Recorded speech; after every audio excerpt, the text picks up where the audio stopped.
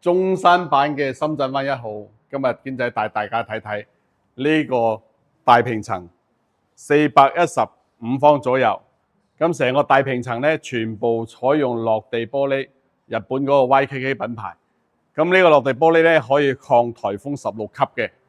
咁另外咧，呢個大平層嘅出邊個景觀就好靚㗎，成個180度無遮擋嘅景觀。咁呢個平層咧，佢個樓板咧係同其他嗰啲唔一樣嘅。呢個樓板係有30公分厚嘅，整體隔音非常好。今日點解堅仔會帶大家去睇睇呢套樓咧？因為準備清貨，剩低10零套尾貨。以前啲業主咧，好似呢個410幾方、420方咧，大概要一千萬以上先買得到。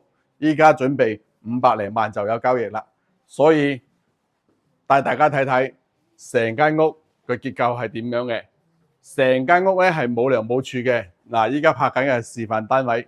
咁其實示範單位咧，設計出嚟嘅效果係點樣？大家可以睇得到。冇梁冇柱，你想點設計就點設計，呢個就係佢嘅優勢啦。1到5樓就係 Coco City， 然之後6樓到35樓就係呢種大平層嚇，就係呢種大平層。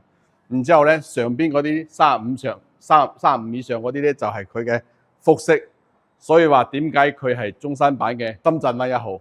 關注堅仔睇更加多嘅好嘢。